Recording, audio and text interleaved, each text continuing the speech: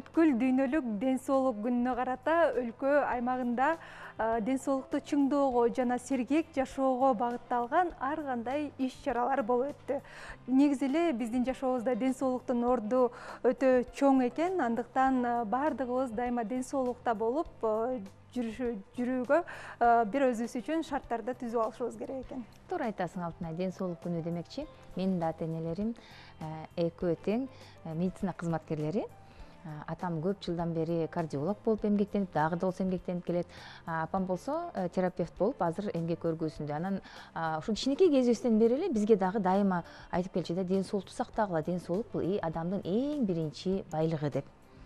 Туура, сиз өзүңүз дагы жалаң медиктердин үй бүлөсүндө чоңойгон экенсиз, анан сизди ата-энеңиз демек ден соолукка өтө ыкылдаттык менен жакшылап көңүл бурууга кичинеңизден тарбиялаган экен да, Анан дагы ден соолугубуз чың болушу үчүн биз күнүнө 30 мүнөт өтө активдүү кыймылда болушубуз керек экен. Биз жөн эле басып койгонубуз же болбосо кыймылдап жумуш кылып койгонубуз активдүү кыймыл аракетке кирбейт.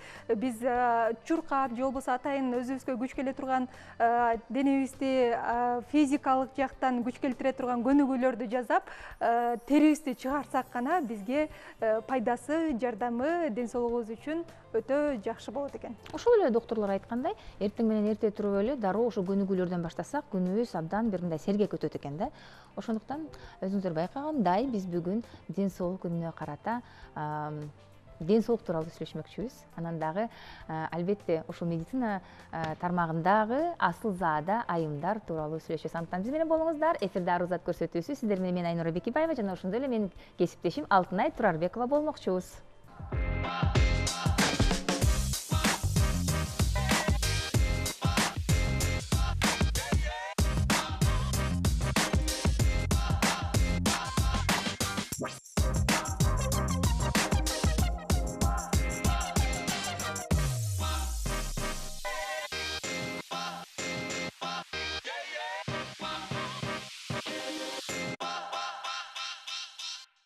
Эфирдебиз. Бүткүл дүйнөлүк ден соолук күнүнө карата бүгүн медицинадагы асыл-заада айымдарды эфирге конокко чакырганбыз. Анда эмесе тосуп алалы.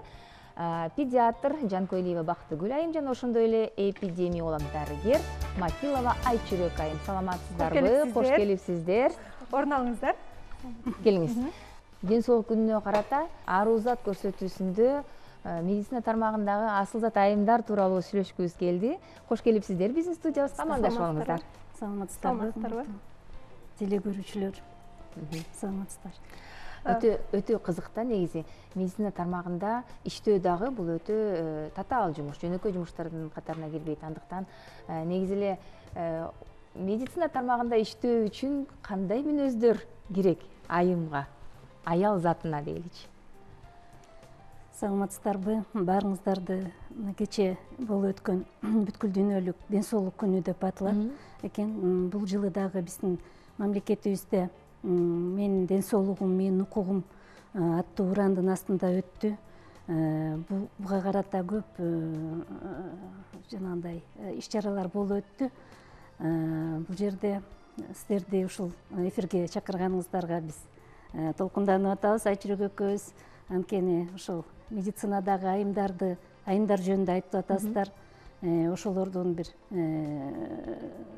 представители катары биз келип атканыбызга биз аябай толкунданып атабыз. Негизи врач болуу бул кыйын кесип да. Ошонун арасында аял врач болуу дагы андан дагы кичине оорураак болуш керек. Анткени аялга деген баягы Кудай өзү ошондой жарата турбайбы?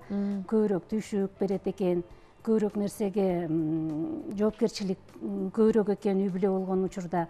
Ошого карата ал эле эмес, анан жумушунда дагы врач болуп иштеш дагы үй бүлөдө кичине анча-мынча татаал болот. Бирок адам ошого карабастан өзүн ошо медицинаны тандап алганына байланыштуу өзүн ошого тартипке көнүш керек да. Эң биринчиден бул өзүнүн ден соолугу жакшы болуш керек деп билем да. Анткени өзүң оорубай жакшы болсоң, башкаларды да жакшы айыктырасың. дайыма эле мындай жанагындай больничный лист немеге чыгып аткандар дагы өздөрүнө дагы көбүрөөк көңүл бөлүп калат да, адамдарга эмес. Ошондуктан ден соолугу чың болуш керек, мүнөзү жумшак да болуш керек, бир чети мындай туруктуу мүнөзгө ээ болуш керек да, дайыма мындай өзгөрүлүп турбай, дайыма бир калыптагы мүнөз бул неме маанилүү да. Анткени ар кандай пациенттер келет, күнүгө жок дегенде эле бир 15-20 кишини кароого туура келет. Ар бирине ушунчалык көңүл бөлүшүң керек болот. Ошолордун ден соолугун мына эле эмес, мындай өздөрүнүн ошол убактагы болуп аткан психологиясына дагы көңүл бөлүшүң керек болот. Ошол эле катар үй бүлөңү да кошо ала жүрүшүң керек. Ошондуктан көп кырдуу болуш керек деп ойлойм да, медицина кызматындагы аял заты өзү негизи. Ошонун баардыгы дагы ошого чынчыл болуш керек деп ойлойм.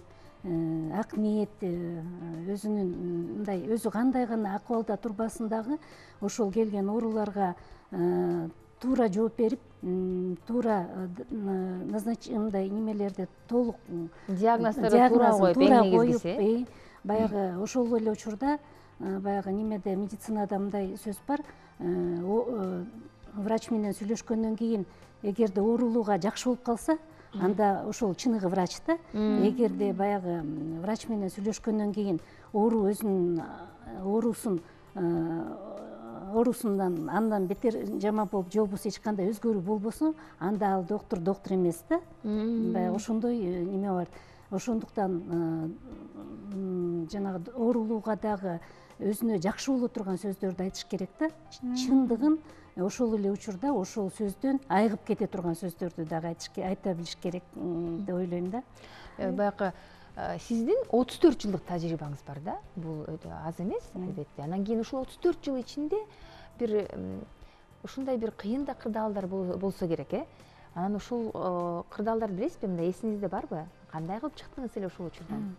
Кыйын кырдаалдар көп болот, анткени медицинага жанаган эле многу пациенттер, оорулар келет да. Анан ар бир ооруга, ар бир мындай көбүнчөсүн мен балдар докторумун. Балдар ымыркайлары ооруганда айтпайт. Ата-энелери аябай нервтенип, мындай неме акыбалда турат. Ата-энеси эле эмес, чоң ата, чоң энелери да кошо келип алат. Келип, сен эртең эле айыктырышың керек, азыр эле айыгыш керек балам деген учурлар да болот. Ошондой учурлар бизде аябай эле көп кездешет. Андай учур кездешпеген күндөр азыраак болот негизичи. Анан бирок баягы иштөө процессинде баягы өзүбүздүн тажрыйбабызда көп күндөр болду. Өзүбүздүн ушул кесипти эмнеге тандадым эле деп дагы кеткен учур болду. Анткени балдарыбыз мындай көбүрөөк суркоолоп калып, мындай жакшы айыкпай жаткан учурда, же болбосо кээде ата-энелер ушунчалык көп нерсеге мындай күнөөлөшүп, сен өткөндө муну назначение кылдың эле, мындан болбой жатат деп, кээде ушундай аябай мындай баланын айыгып кетишине ата-эне аябай кызыктар да. Бүгүн назначение берсең, эртең эле жакшы болуп калыш керек да, кээ бир ата-энелердин немеси боюнча. Оюнда. Андай болбойт да, оору кээ бирлер аябай өтүшүп кеткен убакта келип алат. Анан бир эле убакта аны бир эле дары менен дарылап коюш дагы өтө кыйын болот. Ошондуктан болот, кээ бир оорулар болсо, мисалы 7-8 айында барып жакшы билине баштайт да. Мисалы жанагы детский церебральный паралич деп коет, нервтин параличи да, балдарда кезигүүчү оорулар. Мен турмушумда ошону азыр эсиме келип атат да, сиз айтсаңыз, бир 8 айында келип, бир ата-эне ага чейин аябай жакшы өзүмдүн жана участогумдагы жакшы ата-энелер болчу. Дайыма мага мындай жардам берип, келген сайын аябай жакшы ысык мамиледеги болгон орус улутундагы немелер келип туруп, анан бир күн эле 8 айдан өткөндө келип эле мен баягындай эле жакшынакай эле ой келгиле деп эле мындай жакшы кабыл алсам эле, ата-энеси, чоң атасы, чоң апасы баардыгы келип алышыптыр. Биз сизге ушунчалык неме нааразыбыз, сиз бизде 8 айга чейин церебральный паралич экенин билбей калдыңыз деп ушундай бир дооматты коюп аябай жаман мен ушундай бир акыбалга келтирди да.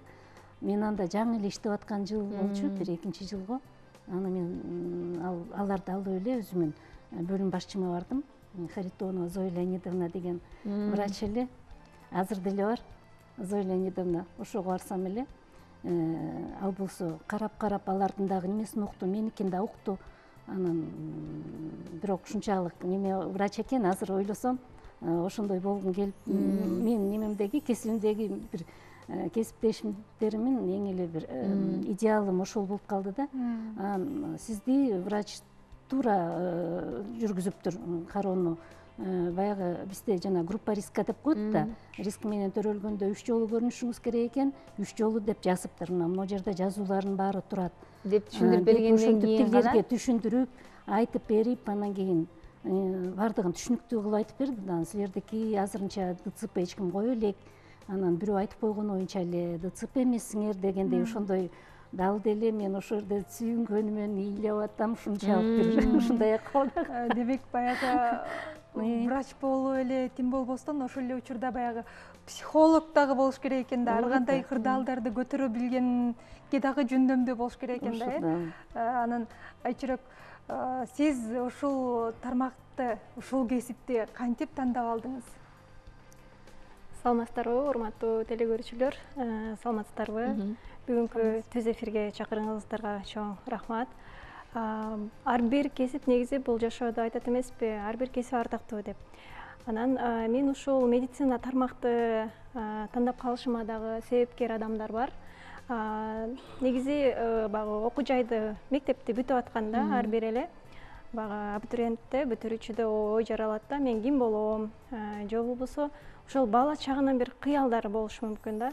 Мен ушул медициналык тармакты ошол 8 классыман баштап толук чечим чыгарып, ошол мен дагы ошол багы медик болом деген аябай чоң кыялым пайда болду. Демек мектептен эле бул кыял жаралган экен да? Ооба, бул кыял ошо мектептен эле жаралган. Ошол күнөн, ошол убактан тарта мен ошол медициналык окуу жайга кантип өтөм деп даярдана баштадым да.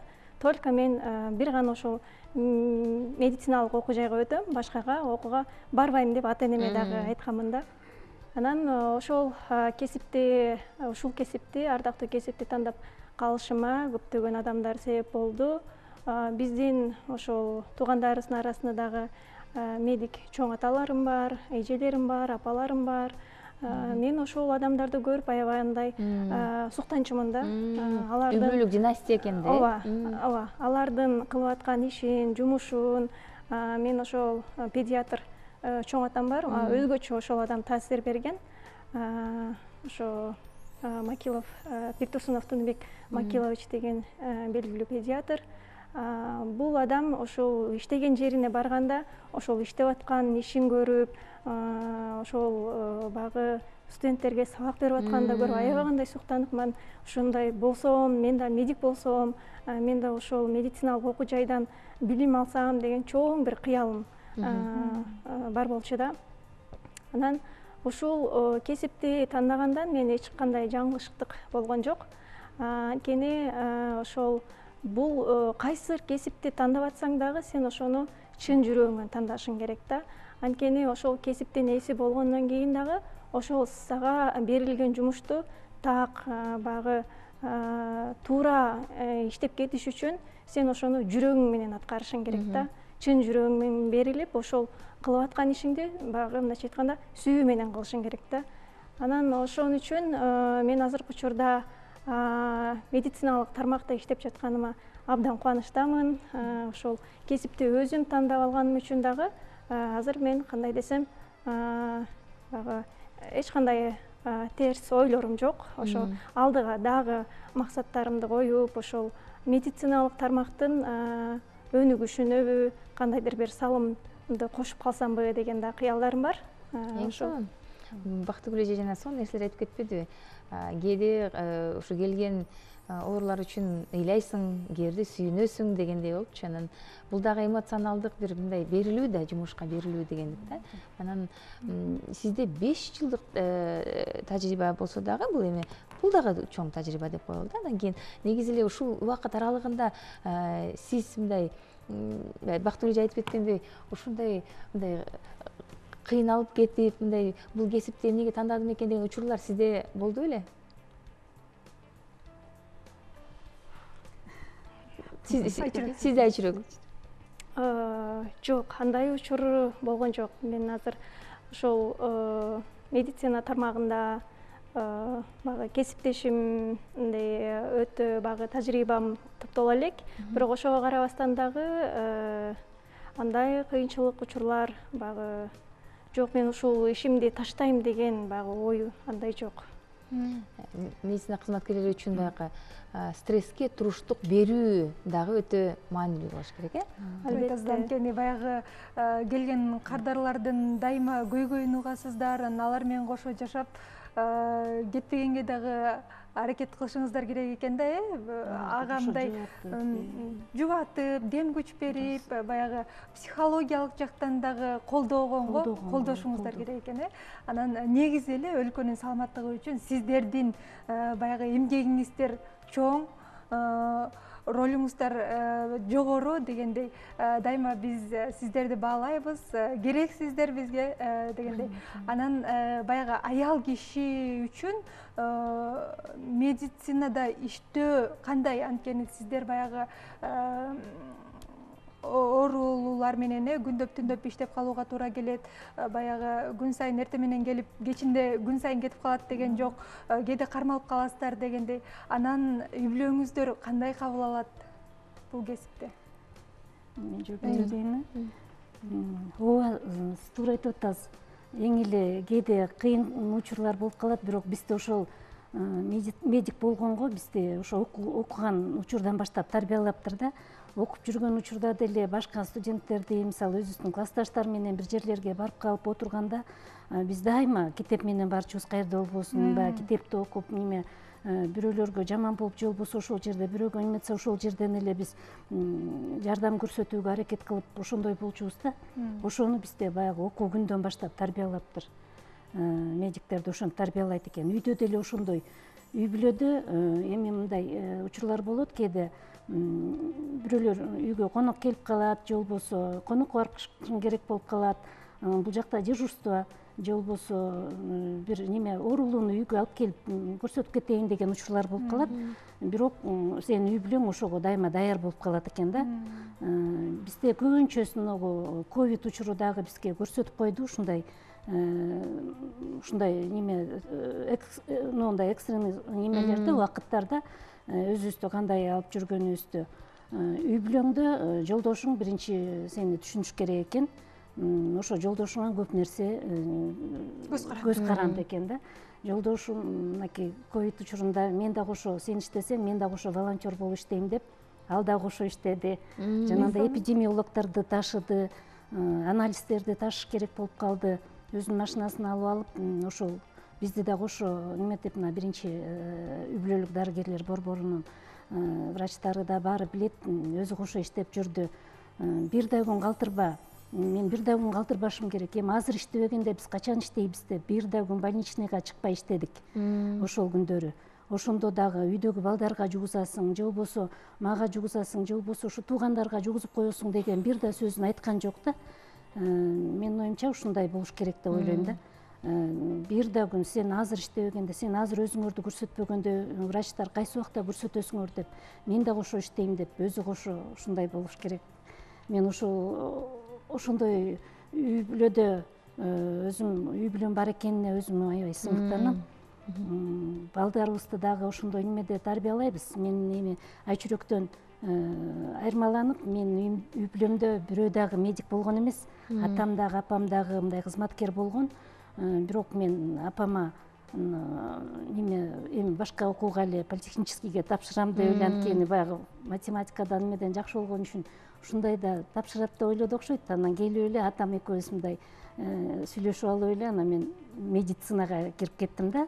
Анткени бизде ушу мен айтып кетсем болот ушу бир эки сөз. Анткени ошол убакта 82-жылы эле бизге Мария Токтогуловна Нанаева деген бизде бир кыргыздын чоң бир профессор эжекебиз бар. Ошол биздин мектепке бир неме менен келип калды, лекция окуп, ушул медицинадагы неме жөнүндө, жагдайлар жөнүндө айтып, анан ошондо бир эки формула берип, бир эки суроо берип, мага ушуну ким жооп берсе, мен ошону немеге мединстка мен химиядан биз экзамен өткөзөм деген ошондой бир немеге чейин айтты да. Мен ошондо 10-класста окуп аткан учурум эле мен чыгып ошонусун чыгарып берип неметип анан кийин эмнегедир келсем эле ошо Мария Токтогуловна мени күтүп туруп эле ошол жерде өткөзүп коет деген эле эмеде калдымбы. Ошондон кийин эле мага эмнегедир медицинага келсем эле ушу мединстка өтүп кете тургандай эле неме калды да. Жолуңуз шыр болду. Анан бирок апама айтсам, апам ой кой сен өзүң мындай немесиң, жумшаксың, анан кийин тиги жанагындай эле немелерди көргөндө жаман болосуң тигүү деп апам мени мындай коргоду окшойт. Бирок мен апамдын айтканына кичине неме болбой эле, атам экөөбүз кичине сүйлөшүп алып эле анан кийин ушу эмнедир педиатрический ушул балдарды дарылаган мага жакыныраак көрүндү да. Анткени мен балдарды кичине мен жакшы көрөм. Өзүмдүн сиңдилерим бар. Неме эжем менен балдарым менен ушунчалык неме болчумун. Анан ушу педиатрическийге өзүм эле ушинтип кирип кеткем. Ошо аябай түрткү болгон турбайбы? Түрткү болду да ошол Мария Токтогуловна Нанаеванын ошол немеси мага ушунчалык түрткү. Экзамен тапшырдыңызбы анан? Тапшырдым, кадимкидей эле тапшырып. Бирок ишенич болду да? Ишенич болду, бирок келип деле кийин 3-курста ошо Нанаева лекция окуганда бир күнү кирип айттым. Сиздин аркаңыздан мен келгем десем, аябай сүйүнүп, мага көп неме болуп, ушунчалык өзү толкунданып ушундай эжеле өзү. Сонун караңыздарчы, ошондой болду. Инсандар ушинтип жашообузга түрткү берип коет. Мен да азыр ушунчалык экинчи жашоо болсом деле кайра эле ошо медик болуп тургам деп ойлойм да өзүм. Сонун. Чоң рахмат. Маегибиз чындыгында кызыктуу жүрүп атат. Азыр болсо биз кыска тыныгууга барып келип, андан соң маегибизди кайрадан улантабыз. Кухнянын баары коюлду, освещениясы менен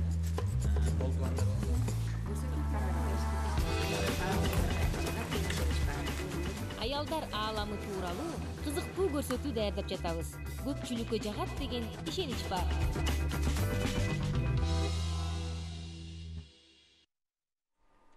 Бүткүл дүйнөлүк ден соолук күнүнө карата ден соолугубузду чыңдоочу жана иммунитетибизди көтөрүүчү ошол эле учурда табигый азыктардан жасалган табигый антибиотикти жасоонун жолун азыр ыкмасын көрсөтүп берем. Бул ыкма биздин элдик медицинабызда дагы колдонулуп келет. Жөнөкөй гана өзүбүздүн күнүмдүк ашканада колдонулуучу буюмдарыбыз менен эле жазап, азыктар менен жасап коебуз. Азыр мен бул жерден азыктар менен иштегендигиме байланыштуу колума колгабымды кийип алайын дагы, анан кийин жасап баштайбыз. Бул табигый иммунитетти көтөрүүчү азыкка, ошондой эле табигый антибиотик деп дагы койсок болот. Бардыгы ар бир үйдө бар жөнөкөй азыктардан жасалат. Бул пияз, кадимки эле пияз, ошондой эле сарымсак. Мынакей сарымсак экөө жана бал. Мына ушул 3 азыктан гана жасалат. Эгерде сиздин балаңыздын же болбосо өзүңүздүн деле иммунитетиңиз түшүп кеткен болсо, анда ушул ыкманы колдонуп, сиз иммунитетиңизди көтөрүп алсаңыз болот. Бул пияздын биз сырткы кабыгын арчыбайбыз, жөн гана сыртын суу менен жууп тазалап алабыз. Анан кийин үстүңкү бөлүгүн кесип алып салабыз. Өзүңүздөр билгендей, баягы грипптен, сасык тумоодон алыс болуу үчүн биз күнүмдүк тамак ашыбызда дагы, күнүмдүк тамактануубузда мына ушул азыктарды көбүрөөк колдонушубуз керек. Бул үстүңкү бөлүгүн кесип алабыз, анан кийин астыңкы бөлүгүн дагы кесип алышыбыз керек болот. Мынакей кесип алдык, анан кийин бул жерин чуңкур кылып оюп алабыз бычактын жардамы менен. Оюп алабыз дагы, оюп алынганын мынтип бул жакка сыртка чыгарып коебуз. Анан кийин бул этек жагын мынтип бычак менен бир аз тешип сайып коебуз. Эгерде бычак болбосо, сиз тиш чукуучу каражат, зубочистканы дагы колдонсоңуз болот. Анан кийин буну мындай идиштин үстүнө коебуз. Анан кийин бул чеснок сарымсак болсо бизге эмне үчүн керек? Сарымсакты биз арчып, кабыгынан тазалап алабыз дагы. Майда кылып туурашыбыз керек болот.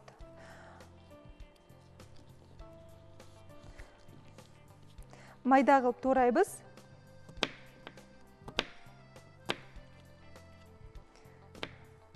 Бул сарымсакты эгерде балаңыз же болбосо өзүңүз деле сыркоолоп жаткан болсоңуз, сасыктымолоп жаткан болсоңуз, өзүңүздүн күнүмдүк тамак ашыңызда дагы тамакка кошуп жесеңиз же болбосо жөн гана сарымсакты арчып бөлмөңүзгө коюп койсоңуз, бул сиздин сасыктымоодон тезирээк арылууңузга жардамын берет. Мынакей майдалап алдым.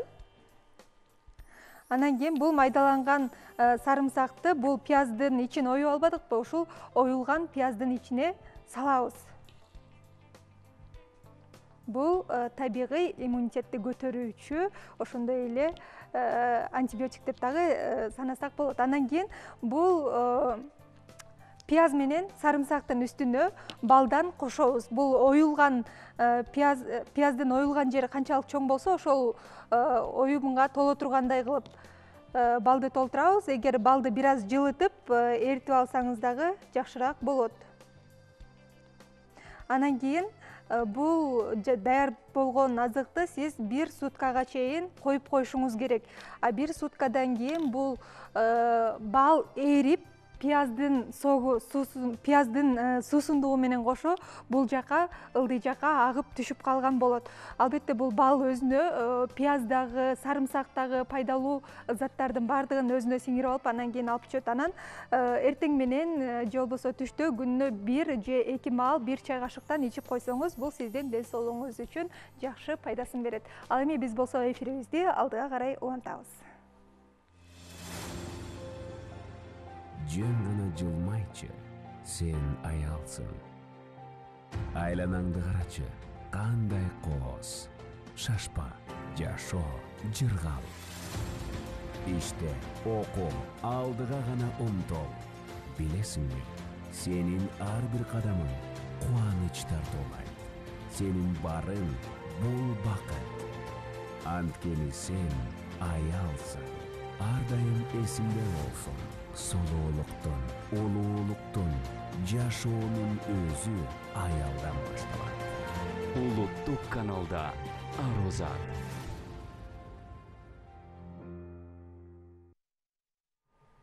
Эфирдебиз. Бүгүн биз бүткүл дүйнөлүк ден соолук күнүнө карата ушул медицина тармагындагы айымдарды эфирге чакырып, сонун маек куруп жатабыз.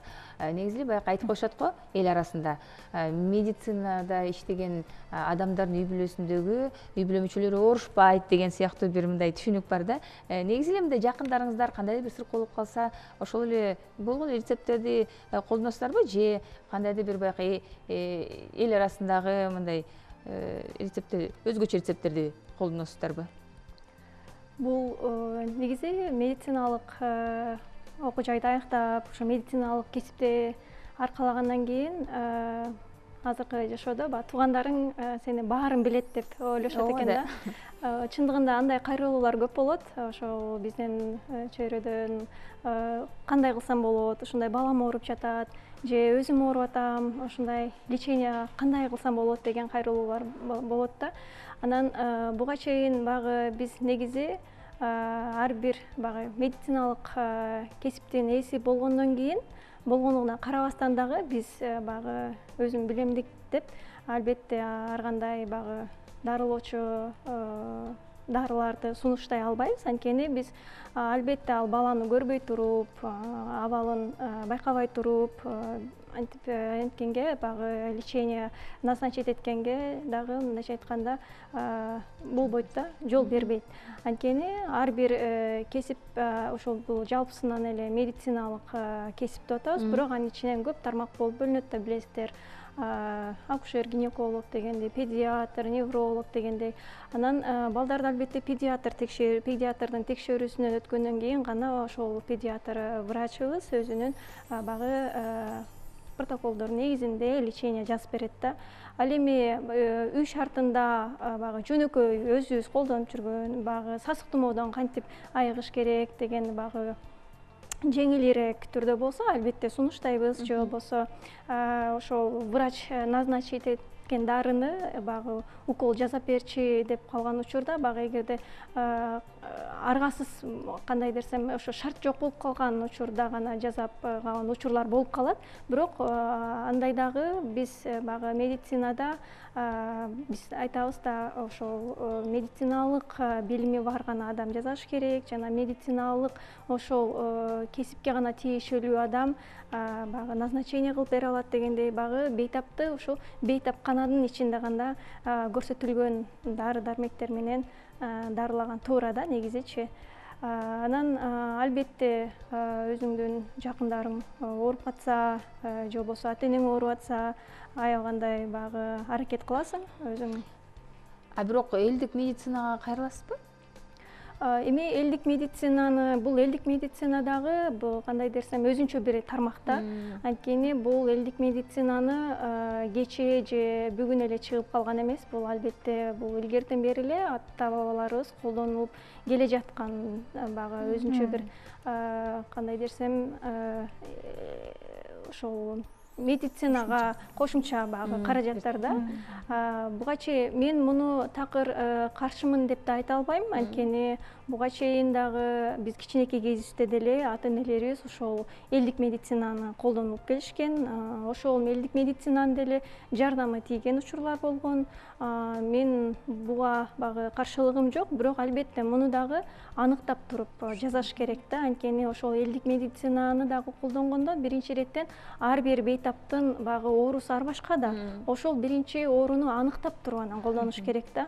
Балким бир бейтаптын оорусу башка болуп калат, ал ошо элдик медицинанын көрсөтмөсү ага такыр каршы көрсөтмө келип калат да. Анткени бул медицинада билесиздер да, анткени адамдын ден соолугу ошол туура эмес дары ичип алгандан деле адам каза болуп калышы мүмкүн. Ошон үчүн ошол элдик медицинаны деле туура аныктап, ошол ушул ооруга же адам бейтап ооруп аткан болсо, ошол бейтаптын оорусуна так шыпа болуп бере алабы деген изилдеп аныктап анан колдонуш керек.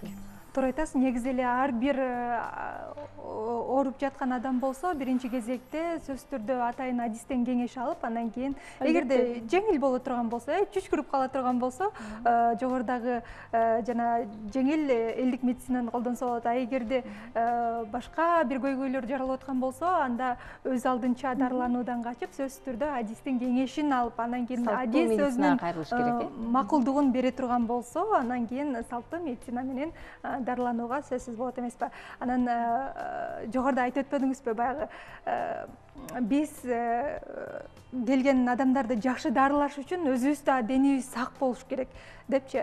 Анан сиздер өзүңүздөрдүн ден соолугуңуздар үчүн кандай кам көрөсүздөр? Балким сиздер да эртең менен туруп чуркайсыздарбы? Же тамактанууга өзгөчө бир көңүл бурасыздарбы? Ооба, туура айтып атасыз. Ден соолук болуш үчүн эң биринчи 3 нерсе болуш керек экен. Туура тамактануу керек экен. Туура жүрүш турушу туура болуш керек экен, жанагындай физкультура мени кошо ала жүрүш керек экен. Анан оорубаш керек да, мындай немелерден алысыраак болуш керек экен, илдеттерден. Биз ошолорду сактаганга аракет кылабыз, анткени оорубаганга аракет кылышың керек да. Эң эле биринчи ушул чын эле туура тамактануудагы көп нерсени неметет, көп нерсеге өөлгө түзөт да. Көбүнчөсүн ушу тамакка көбүрөөк басым жасайбыз.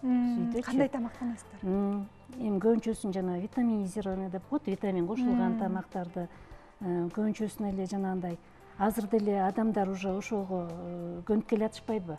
Мурдараак убактарда көбүнчө жанагындай этти, многу немелерди, майлууларды көбүрөөк басым жасашса, азыр болсо үй бүлөлөрдө көбүнчөсүн эле жана салатка, жашылча жемишке, салат, чөп-чарга, биз мурда көрбөгөн чөптөрдү азыр көрүп, ошолорду деле үйгө жанагы пучок менен алып келип, ошону балдарыбызды да көндүрөбүз, неберелерибизге чейин ошолорго көнө баштаган учурларда азырчы. Анан эң биринчи ушу адамдын эмеси ушу туура жүрүм-турум, туура тамактануу болот экен. Ден соолуктун негизи немеси. Кече күнкү болгон жанагы Бишкек шаарында болуп өттү го, жөө жүрүү делечи. Ошол дагы болсо, ошол жерде биздин жанагы Акылбек Жапаров дагы айтты, ар бир жаран физкультура менен байланышта болуш керек депчи. Ал дагы ошол өзүнүн туура эмесин айтып атат. Анткени физкультура бул кан айланууну жакшыртат. Спорт менен байланышта болгон үчүн кан айлануу жакшырат, денеде обменный процесси деп коет, жанагы бири-бири менен неме эткен, ошолор дагы жакшырат, оорубайт. Ошон үчүн неме физкультура менен биз дайыма машыгып турушубуз керек экен. Күнүгө алдында. Сиздер дагы жөө жүрүшкө катыштыңыздарбы? Катыштык, жөө жүрүштө катыштык. Биз бул деген биринчи жолу эмес да, жыл сайын эле болуп атат. Жыл сайын эле биз эми ал жерде жанагындай соревнованиясына катышпасак дагы, ошол паркта жанагы Газпромдо болуп өттү. Биз ошондо ошолор менен кошулуп, чуркагып эметкенге басып, жана жөө басышка катышып, ошого эметкенге аракет кылдык. Эс алууга мисалы. Эс алуу да, бул эс алуу. Бирок эс алууга дагы көңүл бөлөсүздөрбү? Албетте. Эс алууга албетте. Мен дагы өзүм кесиптешимди толуктап коебуз. Мен өзүм негизи эпидемиолог дарыгери болгондон кийин ар бир эле ооруну биз алдын алуу жолу менен баягы ооруну айыктырсак болот деген дагы дайыма айтып келебиз да. Оору баягы адамда пайда боло элекке чейин биз ошол өзүбүздүн денибизди алдын алуу жолдору менен баягы оорудан алысыраак боло алабыз да. Ошол эле мына туура айтты кесиптешим. Биз күнүмкү эле колдонулуп жаткан ошо тамак аштарды туура пайдаланышыбыз керек. Жана ошондой эле бул жеке өздүк гигиена деп коебуз. Ошо жеке өздүк гигиенаны туура сакташыбыз керек. Өзгөчө кичинекей балдардын жана ошондой эле баягы санитария деген нерсе болуш керек. Ошо жеп аткан тамагыбызга дагы көңүл бурушубуз керек да. Анан баягы көп дагы айтат эмеспи?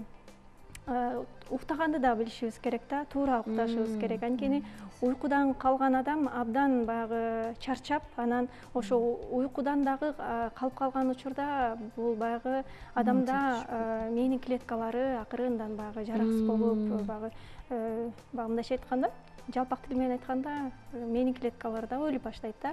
Ошондуктан туура уйкуну дагы баягы уйку режимин туура пайдаланышыбыз керек. Анан албетте сөзсүз түрдө биз ошо жашообуздагы бир аз бөлүгүн дагы ушу көнүгүүгө баягы физкультурага көбүрөөк көңүл бурушубуз керек да. Көнүгүүлөрдү жасап, баягы чуркаганга шарт жок болуп атса дагы, баягы үй шартында деле ар кандай көнүгүүлөрдү жасасак болот. Азыр баягы интернет тармагы абдан жакшы өнүккөн. Биз баягы кээде YouTube'дан ар кандай нерселерди көргөндөн көрө ошол пайдалуу кандай туура тамактаныш керек, же болбосо кандай көнүгүүлөрдү жасаш керек.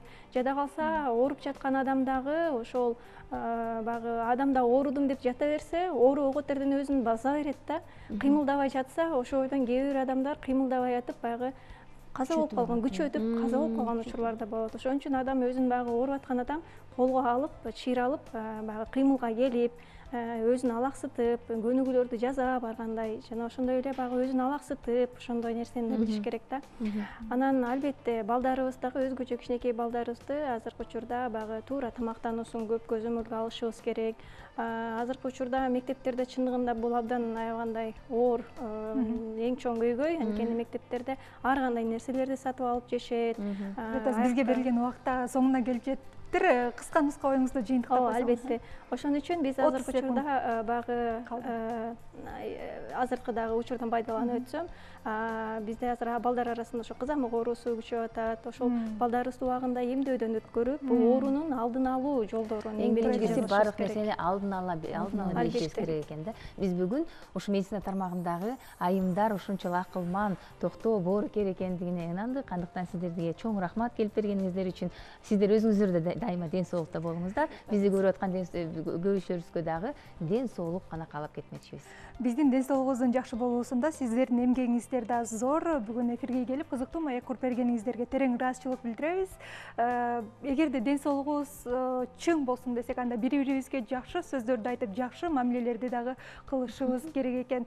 Ошон үчүн дайыма бири-бирибизге маанайыбыз жарык болсун, жакшы сөздөрдү айта жүрөлү. Көрүшкөнчө аман болуңуздар. Ден соолукта бололу.